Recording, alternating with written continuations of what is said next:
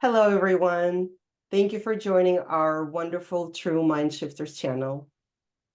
Today, we're going to talk about a detailed view at the True Mind Shifters framework and some of the very important components of it, like step 2 and 3, and how easy it is to actually roll back and what are the reasons in order to help us all understand that even though we may think that we're not progressing, we are.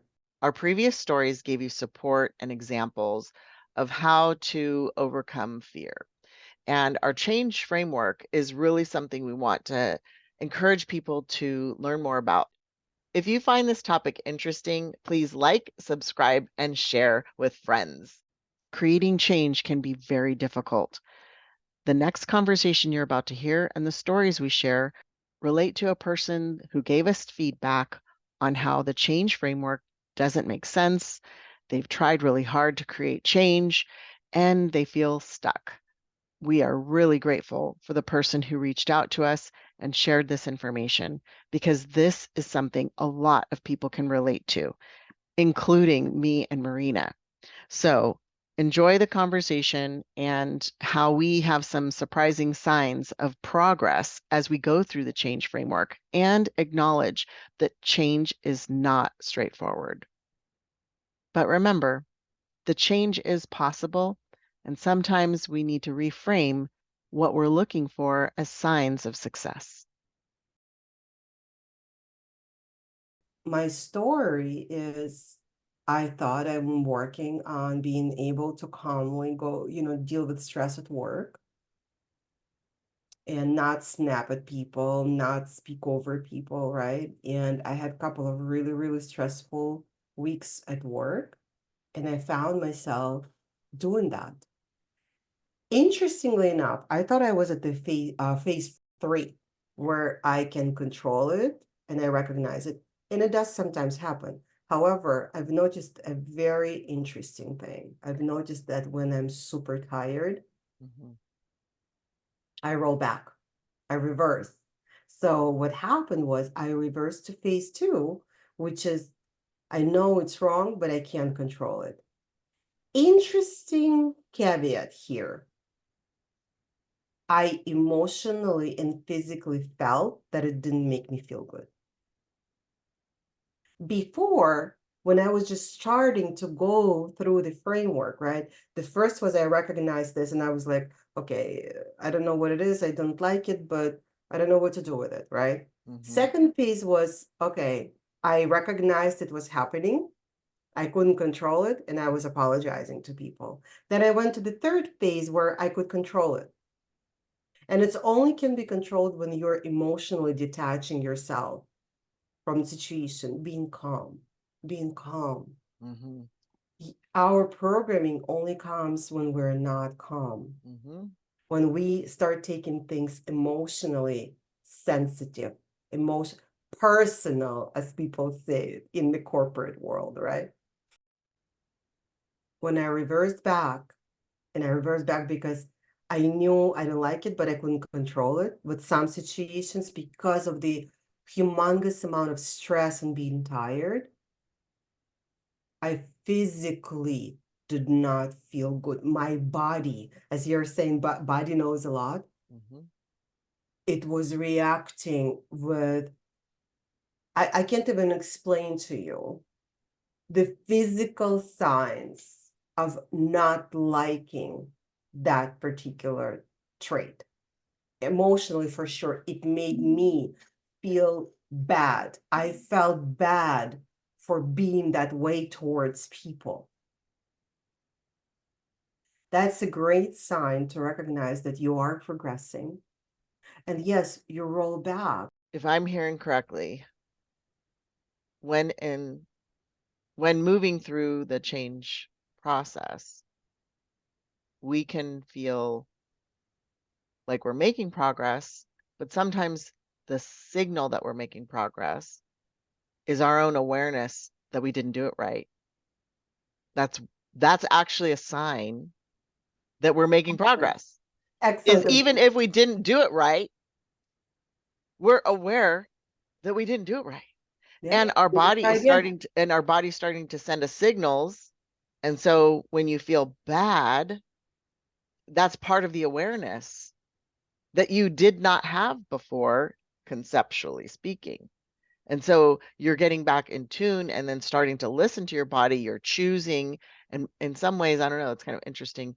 It awakens the body to some degree when you're saying, I'm choosing this. So there is a mind body relationship for sure, Mind, body, and soul. mind, body, and soul alignment.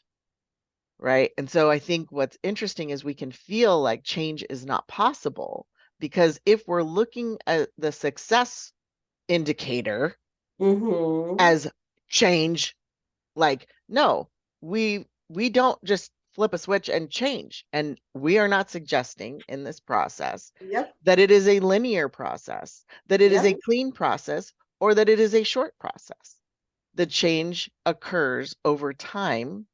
It does include failure, learning from that failure, backing up, asking yourself questions.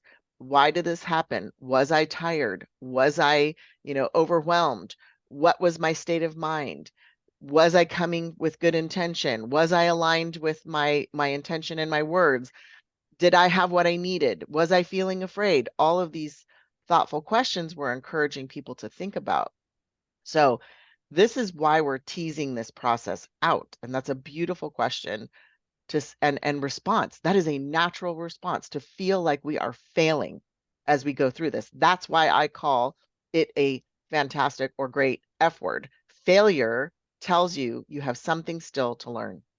I call failure is, as you remember, we did Mm-hmm. first attempt at learning. Yes, first attempt in learning. And if we're afraid of failure, we're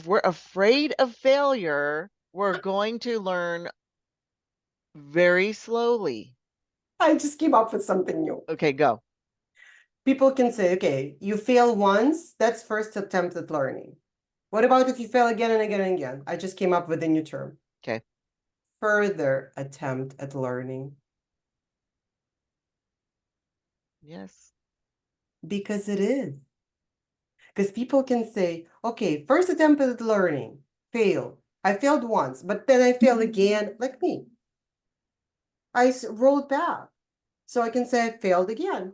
Yes, I need further attempt at learning. Yes. It just means there's a little bit more to do. That's okay. And if you can look back and say, what was my state?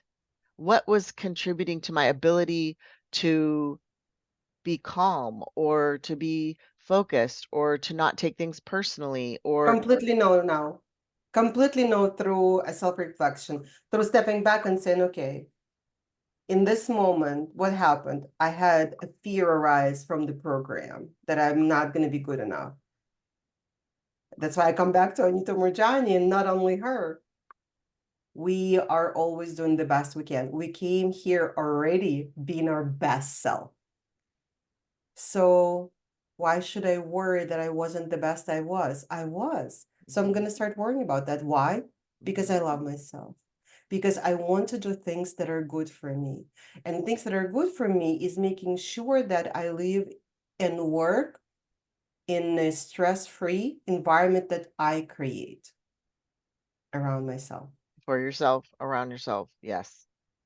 I think there's a very important component to this, and I'm reminded of Cy Wakeman. So Cy Wakeman is an incredible thought leader, guide, leadership development professional who works with healthcare professionals. And she gave advice on how to deal with different people coming to leaders at work with complaints about other people Mm. and in general just challenges. And she would say you have three choices: complain, do nothing, or help make it better. But if we look at ourselves and our lives and the change we're trying to create for ourselves, it holds true as well. And so I call this out because there is a tremendous power that we all have And this is what we talk about in terms of empowerment, support, and love. The empowering part of what we understand and know through personal experiences and professional experiences, the moment you choose what you want to change, things will start to change. But you Absolutely. have to choose it. You have to Yes. choose it. It's not something that's going to happen all of a sudden to you. You are choosing it. It is a conscious choice. And that's when the alignment starts to kick in. But what Marina is beautifully calling out is you are going to fail. You are going to flop. You are going to revert as you attempt to create change.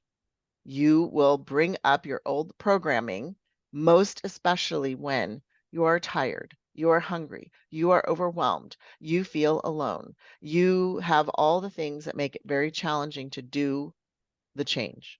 Or when you need support and you don't know who to ask for it or where to find it. Right? Which makes you feel alone. Mhm. And that's another reason why we're doing this, is so that people do not feel alone. It is normal to struggle with your own change. That is normal. There's no other way. It's not normal. There's no other way. There is no other way. I think this becomes almost a litmus test when you're exhausted and tired. Exactly. Exactly. You just nailed it. That's the litmus test for if you've Yes. conquered the change. Yes. Then you can celebrate Yes. that, like, wow, I was really tired and I didn't snap at my husband or my kids or my coworker or my boss. I didn't get behind a closed door and swear or whatever the attribute people are trying to change. Is in even in your exhaustion and your overwhelm, you still navigated Yes. with light. We sure hope that our stories help you feel like you're not alone, because frankly, we are all working on overcoming fears and creating positive change in our life. There is hope, and we send you empowerment, support, and love.